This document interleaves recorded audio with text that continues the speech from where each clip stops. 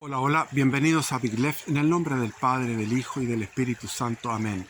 Purifica, Señor, mi mente, purifica mis labios, purifica mi corazón. ¿Escuchan? ¿Se escucha el río? Estoy en la Nueva Asturias y estoy con un polerón patriótico porque este es el lugar. Todos los lugares que hay aquí en la Nueva Asturias son semilla de mostaza, van a crecer, crecer, crecer, crecer. Y yo quiero hacer aquí una ermita, la ermita de Jesús, porque Jesús fue al río. ¿Cuál río? El río Jordán, que era en este cauce, más o menos el Jordán será un tercio de este cauce. Pero era un río muy importante porque estaba en medio del desierto. ¿Y quién fue el que primero fue al río Jordán? Está lleno de historias en el Antiguo Testamento, lleno de historias. Yo nací con una pasión por ser erudito y por el conocimiento. He leído muchísimo y me he informado ahora último por YouTube, porque YouTube enseña también, y también en contacto con personas como mi hijo, que me enseña, como en la universidad tenía compañeros que eran muy muy eruditos en ciertas materias. Entonces siempre he sido un erudito, he querido ser un erudito.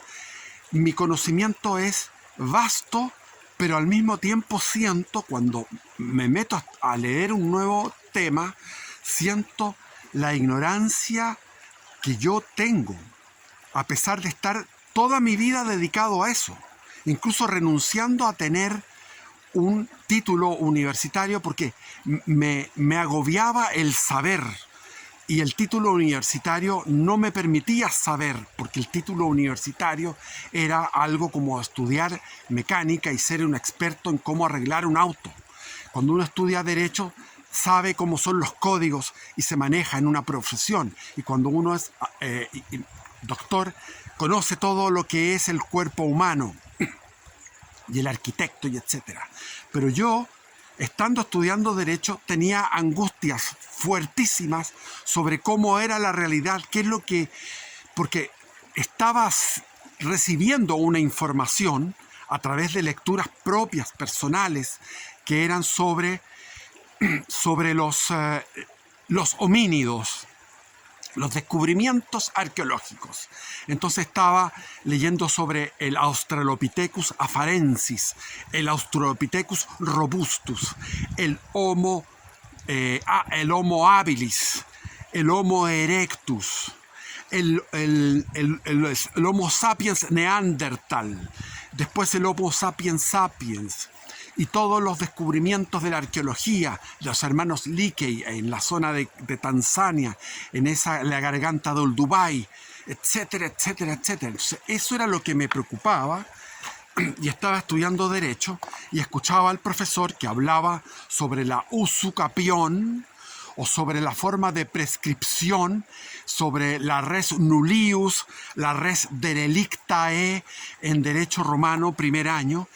Y el profesor hacía preguntas y los alumnos contestaban las preguntas y a su vez hacían otras preguntas, y todos los alumnos que eran mis compañeros estaban metidos en esa clase sobre Derecho Romano, y yo no estaba ausente, porque estaba preocupado de en qué momento se produjo el pecado original, en qué momento se produjo la caída. Si es que la ciencia antropológica nos muestra un ascenso desde el Ramapithecus, que era prácticamente un simio, el Ramapithecus con una capacidad craneana muy baja, de 300 centímetros cúbicos, un tercio de lo que tenemos nosotros como capacidad craneal. Nosotros tenemos un cráneo circular, lo que indica una plenitud, un estar en una plenitud. No hay cómo superar esto, esas caricaturas que muestran a los seres extraterrestres con una especie de pera aquí arriba, un tremendo cráneo, no corresponde porque la plenitud es circular. Entonces, la estructura que tenemos nosotros es algo perfecto, pero se fue haciendo a través de 10 millones de años. Con el Ramapithecus, después vinieron los Australopithecus. Los Australopithecus, habían dos ramas, el Robustus, que es una rama que se extinguió, que tenía unas mandíbulas poderosas y podía masticar, era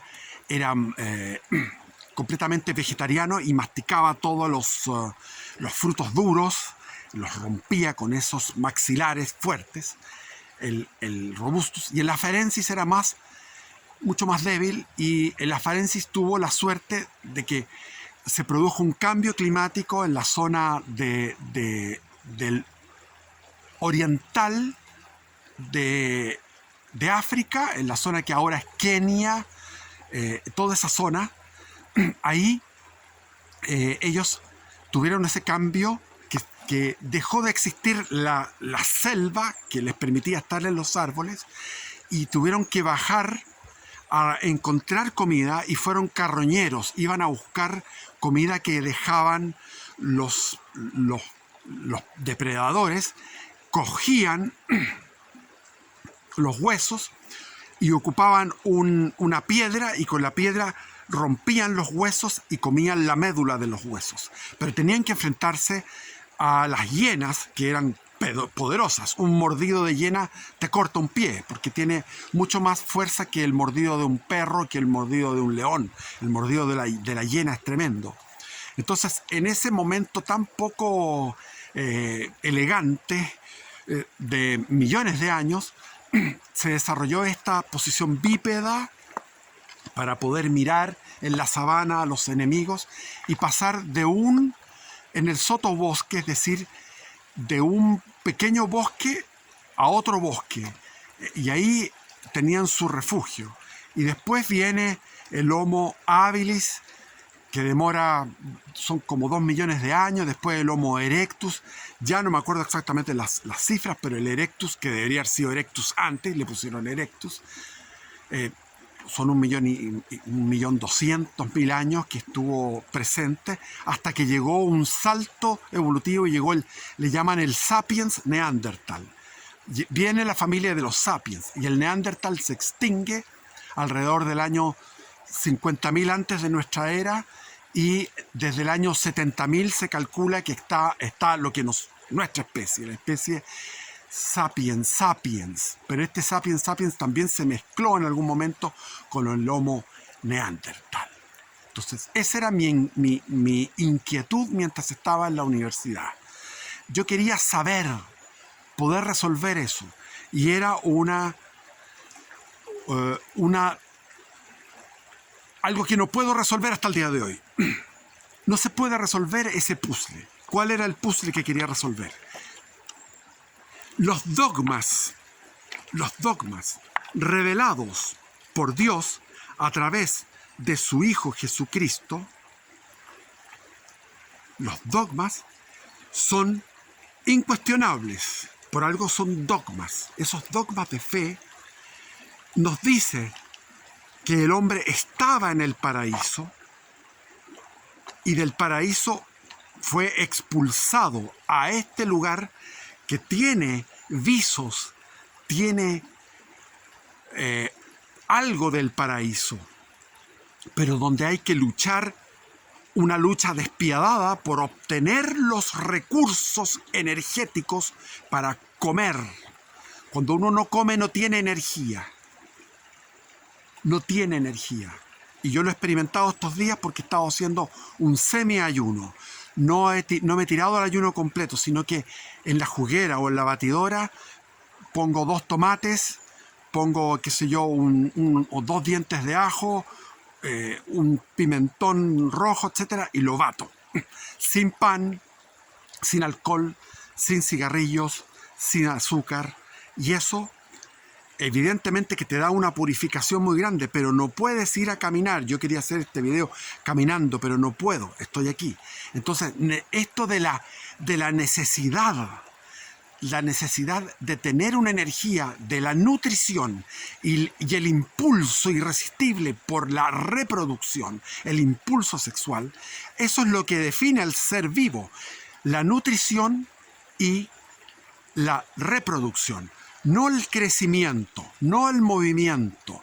No, esas dos características son lo que define a un ser vivo.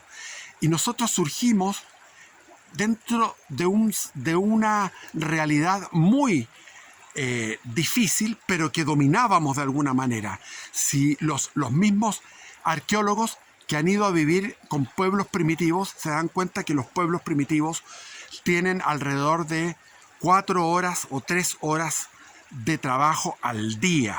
El resto es ocio, el resto es tiempo libre. ¿Qué diferencia con el hombre moderno que tiene que tomar un metro, tiene que tomar una locomoción, un autobús, llegar a su población y después en la mañana de nuevo y trabajar 8 horas y soñando con las vacaciones? Entonces nosotros tenemos una vida muchísimo más exigente que los hombres primitivos.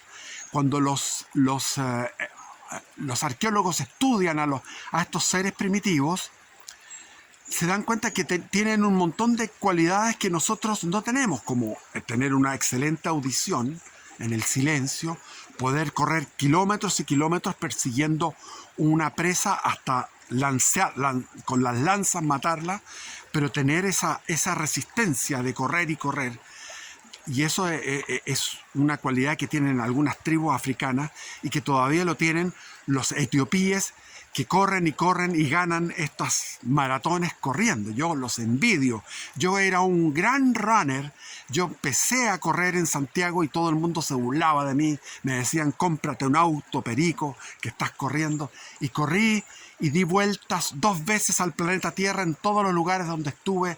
Corría en Francia, cuando vivía en Francia, en la Rue de Dames, en el Parc Monceau. Iba al Parc Monceau en el 17e arrondissement y corría en el Parc Monceau. Y cuando estaba en Asturias, corría en Luarca, donde viví 3 años. Y cuando estaba en Toledo, corría de un puente romano a otro puente romano mirando toda la ciudad.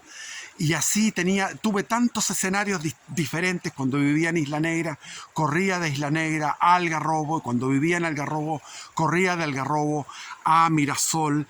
Cuando no existía esta piscina que es la más grande del mundo, ni ese resort, esas construcciones que hay ahora, eran puras dunas. Entonces, ¿cómo puedo calzar los dogmas que te hablan de que el hombre estaba en algo superior?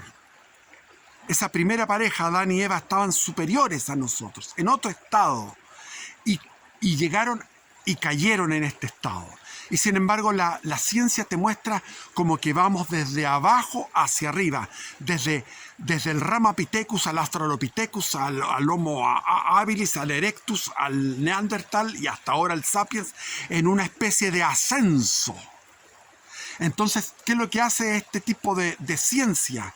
Te está mostrando que el ascenso sigue hacia allá y que vamos progresando. Entonces nosotros somos como lo mejor que ha existido. Y esta generación es la mejor que ha existido en toda la historia de la humanidad. Nunca hemos estado mejor que ahora, que tenemos energía atómica, que tenemos electricidad, que tenemos automóviles, aviones y qué sé yo, satélites, etc. Pero esa es la soberbia del hombre moderno, porque nosotros somos la última chupada del mate de la decadencia humana. Y cada generación es peor. Mis nietos son peores que mis hijos, y yo soy peor que mi padre. Y mi padre es peor que mi abuelo. Menor caída. Mi padre fue menor caída que mi abuelo. Y yo soy mayor caída con respecto a mi padre. Y mi hijo es una caída provocada por mi caída, la caída de mi hijo. Mi hijo está levantándose, pero los nietos están mucho más abajo. Los nietos están llenos de obesidad, están metidos con el celular, no tienen las vivencias que tuvimos nosotros cuando éramos niños, vivencias que nos marcaron para siempre, vivencias que uno podría contar, y tantos de nuestra edad, de los boomers que le llaman, los coetáneos, entre los 75 y los 55 años. Boomers. Tenemos mucho que contar de nuestra infancia. Entonces podemos ser la última chupada del mate. Tenemos sillas con respaldo, tenemos sofás reclinatorios, cómodos. Y yo recuerdo a los japoneses tienen un sistema fabuloso de minimalismo interno en sus casas, donde ellos se arrodillan y se sientan sobre sus talones como guerreros, con un bushido, con una norma de honor, de cumplimiento de la palabra. O sea, los japoneses, ¿cómo eran? Eran algo extraordinario, sin tener conocimiento de Cristo. Sin tener conocimiento de Cristo. Cuando llegó allá San Francisco Javier, jesuita, llegó a Japón y dejó una semilla tan notable que después Japón se cerró a los occidentales, a los jesuitas españoles y jesuitas portugueses que llegaban allá. Pero sin embargo, durante 3 siglos se mantuvo esa semilla cristiana sin sacerdotes, sin imágenes, solamente conservando las oraciones, hasta que se abrió nuevamente Japón y volvió el cristianismo en la ciudad de Hiroshima y Nagasaki, que fueron las ciudades elegidas por la masonería, por el Deep State y por los protestantes que están en el Deep State de Estados Unidos. Eligieron esas 2 ciudades para tirar la bomba atómica, porque eran las 2 ciudades católicas de Japón. Entonces ahora el respaldo es un sinónimo de decadencia. Aquí, cuando llegué al principio, me metía a este río y me caía, me resbalaba, me caía. Ahora voy corriendo y me zambullo y nado. Al principio no, uno va tomando características. Y cuando los araucanos se bañaban todos los días en el río, ahora no lo hacen los araucanos porque se pusieron chilenos. Se pusieron chilenos como de clase baja. El araucano actual hay distintos. Hay algunos de clase más alta, empresarios, hay algunos de clase media, araucanos, de origen araucano. Pero la mayoría se quedó mimetizada con la clase baja. Por lo tanto, dejaron de tener esa costumbre espartana que tenían los araucanos, que se metían al agua. Y eso está narrado en ese fabuloso libro que se los recomiendo, que es Un cautiverio feliz, de Pineda y Bascuñán, que era un hijo de un capitán español famoso, lleno de heroísmo, y él como hijo le tocó pelear en la batalla de las Cangrejeras, que fue una batalla que cerca de cerca de Yumbel estaba el cuartel general de todos los fuertes. Estaba el fuerte de Arauco, el fuerte de San Pedro, el fuerte de Santa Juana, el fuerte de Nacimiento, el fuerte de Santa Bárbara. Esos fuertes eran la línea para protegernos de los araucanos. Y más adentro, más hacia el norte, estaba Yumbel,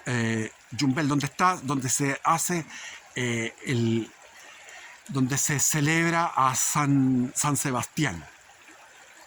Y ahí el jefe seguía persiguiendo a Liantour, al cacique Liantour, que era un tipo habilísimo en estrategia, en táctica. Era un genio. Y esa genialidad viene desde Lautaro y se reprodujo después con el formidable Pelantaro. Y ahora estaba Liantour haciendo movimiento y los tenía agobiados. Finalmente ya sale el capitán del fuerte de Yumbel y va a enfrentarse a las cangrejeras, y él sabía que iba a perder porque estaba enojado, lo único que quería era enfrentarse. Y Liantour escogió un lugar perfecto que era de pantano, y con el viento en contra, venía el viento norte en contra de los arcabuceros que no pudieron disparar los arcabuces,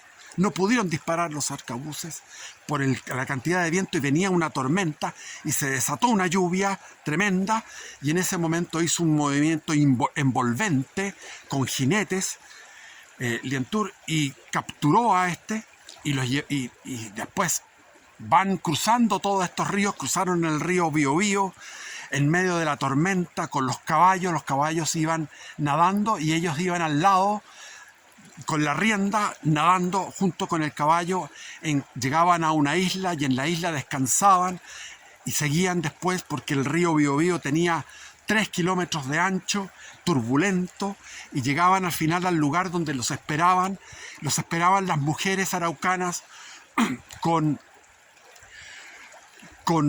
un cordero para cada guerrero un cordero al palo, un cordero parado, y para cada guerrero un cordero. Y los guerreros comenzaron a golpearles la nuca a cada uno con un mazazo, y después le rajaban el pecho y sacaban el corazón todavía palpitante y se lo mordían y se lo comían entre ellos. Y así iban matando a todos los prisioneros hasta que llegó este joven que tenía 18 años, y en ese momento llega Lientour con todas sus plumas a toda velocidad a parar y dice: no lo maten, porque él es hijo del capitán y lo podemos hacer un canje, es el hijo del capitán. Y entonces ahí comienza su historia del cautiverio feliz, un año viviendo. Ahí ese es un Martín Pescador. Aquí pasan gaviotas, pasan Martín Pescador, pero lo que más pasa son las garzas. Y entonces él vivió durante un año en con distintos caciques que se peleaban el estar con él. Entonces él iba a un lado, lo agasajaban porque admiraban a su padre. Los araucanos admiraban la valentía y la astucia guerrera de los españoles.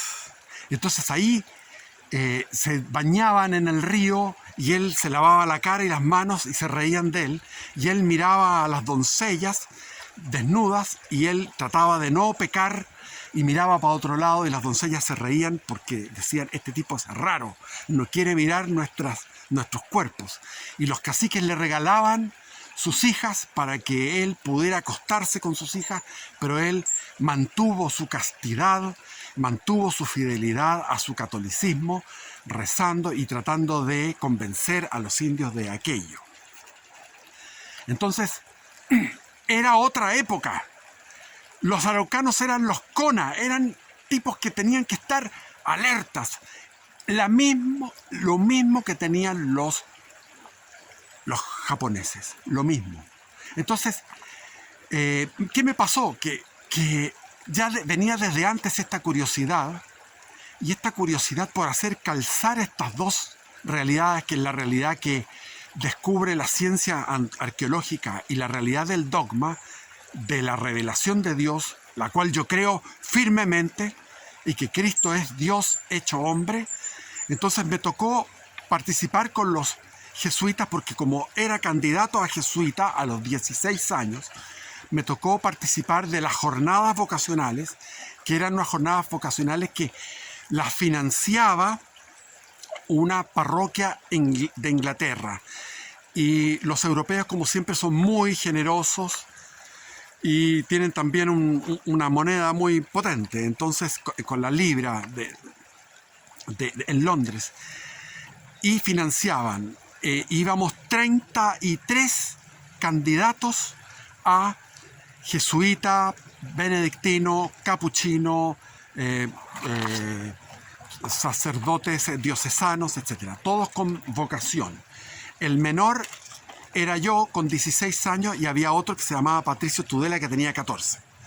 Entonces llegábamos a Antofagasta. Y en Antofagasta, en el Colegio San Luis de Antofagasta, teníamos, cada uno hacía una disertación. A mí me tocó, por sorteo, preparar la disertación sobre el querigma. Y hablé del querigma y expliqué lo que era el querigma, y otros explicaban otras cosas, y después venía el padre Hashe, que era un doctorado en filosofía, y nos explicaba la filosofía tomista, y teníamos en la capilla, en la iglesia del Colegio San Luis de Antofagasta, teníamos, nos daban puntos de meditación, y el sacerdote me decía, y Felipe, ¿tú puedes completar lo que yo he dicho? Yo con 16 años, sí, y daba puntos de meditación y reflexiones, porque tenía un don infuso, que era sabiduría infusa, además del don de lágrimas, que yo pecaba y me ponía a llorar con un llanto dulce, y también tenía lágrimas cuando Jesús se hacía presente en el cuerpo, o sea, como su cuerpo y su sangre en la hostia y en el vino. Me venía un éxtasis y lloraba al ver a Jesús presente y al ver a Jesús sacrificado nuevamente de una forma incruenta en el altar. Y de ahí nos fuimos a Chuquicamata, estuvimos 2 días en Chuquicamata viendo lo que era aquello en una parroquia de los jesuitas, y después llegamos donde otro jesuita en lo que es San Pedro de Atacama. Yo fui a San Pedro de Atacama en el verano del 76 con 16 años y no he vuelto nunca más. Me han dicho que ahora es un lugar muy turístico, lleno de turismo. En aquella época no había ni un solo turismo, solamente había 2 pensiones de mala muerte, y llegamos cuando estaba todo llovido, todo llovido, porque nunca llueve, pero había llovido a relámpagos y truenos. Pasamos en el bus, pasamos por el Valle de la Luna con relámpagos, truenos y lluvia sobre el Valle de la Luna. Llegamos a San Pedro de Atacama. Tuvimos que esperar, tratar de secar las camas que estaban mojadas, porque el techo es un techo que no es un techo hecho para la lluvia. Y ahí estuvimos 10 días haciendo los ejercicios espirituales de San Ignacio de Loyola. Y cuando me tocó ir a la misa, estaba el padre Lepech, que el padre Lepech había trabajado en África en todo lo que era el descubrimiento de fósiles humanos de hace 1 millón de años. Y él había trabajado con Teilhard de Chardin. Yo leí la obra completa de Teilhard de Chardin. Leí, me acuerdo, El fenómeno humano, El medio divino. Entonces leía a Teilhard de Chardin porque quien me inició en Teilhard de Chardin fue este cura que ya era viejo, que ayunaba mucho porque iba y estaba todo el tiempo ayunando, y en las misas pasaba del latín al griego y del griego al arameo y al hebreo, y después hablaba él francés porque era belga y hablaba español muy mal, porque decía, en vez de decir las láminas, decía las minas. Entonces me tocó confesarme con él, y fui a confesar después de la primera semana de los ejercicios espirituales de San Ignacio de Loyola, donde uno se arrepiente de sus pecados. Entonces fui a confesarme y no me confesó. Lo que hizo fue mostrarme sus cuadros, que eran cuadros de Jesús doliente, cuadros de Jesús crucificado, y me dijo, tenemos que cambiar el paradigma, tenemos que cambiar las cosas como hemos visto. Nosotros pensábamos, según las Escrituras, según lo que dicen las Escrituras, Cristo vino a salvarnos de la caída del pecado original. No, decía él, Cristo vino a sublimar la naturaleza humana, vino a elevar nuestra naturaleza, porque la naturaleza es una naturaleza que viene de la animalidad. Y él me metió entonces en la lectura de Teilhard de Chardin. Sin embargo, eso va contra lo que es el dogma que dice, y no solamente el dogma, porque todos los pueblos primitivos, todos los pueblos tienen un relato de la caída original, de alguna forma, y tienen un relato del diluvio. O sea, el diluvio y la caída original está en todos los pueblos, en el inconsciente colectivo, como un arquetipo, como un arquetipo analógico que está en todos. Entonces, ¿qué pasó? ¿Cuándo fue esa caída original? ¿En el entremedio de las glaciaciones? Yo recuerdo que después estudié en la Universidad de Asturias, en la Universidad de Oviedo, y tuve un curso estudié historia y tuve un curso de antropología y tuve que estudiar todo eso. Y había que memorizar un montón de información inmensa.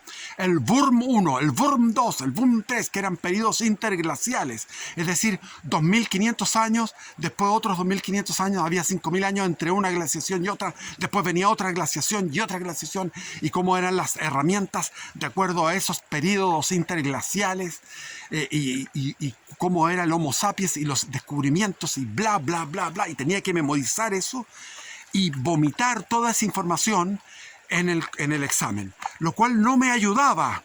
Tanta información de detalle no me ayuda en lo general. No me ayuda en lo general. Entonces, en algún momento hubo una implosión en el cielo, en el paraíso donde estaban nuestros primeros padres. Lo mismo que la implosión que se produjo cuando cayó Belcebú, cayó Lucifer, Satanás. Como dice Jesús, yo vi caer a Satanás como un rayo desde el cielo. Lo dice el mismo Jesús. Entonces, eso tiene que haber producido una tremenda implosión. ¿En qué momento fue? Hace millones de años. Yo creo que los dinosaurios, la etapa esa de 100 millones de años de los dinosaurios en este planeta, fue una etapa donde los dinosaurios expresaban, era una manifestación de la fealdad espiritual de los seres espirituales que perdieron la presencia de Dios.